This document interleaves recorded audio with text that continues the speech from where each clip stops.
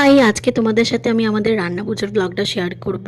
যদিও অনেকটা লেটে পোস্ট করছি, এখন তো দুর্গাপুজো চলছে, প্রায় 2 সপ্তাহ পরে পোস্ট করছি, কারণ এই 2 সপ্তাহ প্রচন্ড ব্যস্ত ছিলাম দুর্গাপুজোর ওই শ্যুটগুলো নিয়ে। সেই জন্য দুর্গাপুজোর সময়তেই ভাবলাম এটা পোস্ট করা যাক। তো প্রথমেই আগে পরিয়ে নিলাম। আর আজকে আমাদের লাঞ্চে ছিল পরোটা আর আলুর দম।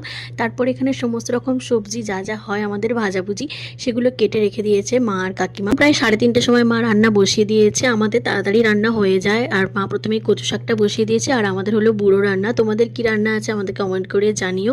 তারপর মা আর কাকিমা মিলে সমস্ত ভাজাভুজি কমপ্লিট করে নিল। তারপর সন্ধ্যাবেলার দিক করে আমি আর মানতে একটু খেলা করছিলাম, আর তারপর ভাইকে বললাম কিছু কেক ফেক আনতে, খুবই খিদে পাচ্ছিল। তারপর আমার আরেকটা বোনও চলে এসেছে, আর ভাইরা তো বসে পড়েছে গেম খেলতে। আর আমাদের কি কি রান্না হয় সেটা ভিডিওতে তোমরা দেখে নিও পজ করে, কারণ প্রচুর ভাজাভুজি হয়, আরো অনেক কিছু হয় যেগুলো আমার বলার মতন ক্ষমতা নেই ছোট ভিডিওতে। যেহেতু আমাদের তাড়াতাড়ি রান্না বসে, তাই জন্য আমাদের শেষ হয়ে যায় তাড়াতাড়ি। প্রায় 7টার দিক করে আমরা খেতে বসে পড়েছিলাম। আর আমরা তো কলা পাতায় খাচ্ছি, কলা পাতায় খেতে তো আমার দারুণ লাগে। আর এই ভিডিওটা হলো নেক্সট দিনের, ওই যে ঠাকুরকে ভোগ দিতে হয় সেটাই মা দিচ্ছে। আর আজকে তো পান্না মানে পান্তা ভাতের সাথে কালকে যা যা রান্না হয়েছে সেগুলোই খাওয়া দাওয়া হবে। তো সমস্ত খাওয়া দাওয়া কমপ্লিট করে আমি একটা শ্যুট করে নিলাম। আর এই ভিডিওটা আমি অলরেডি আপলোড করে দিয়েছি, তোমরা চাইলে শর্টসে গিয়ে চেক করতে পারো।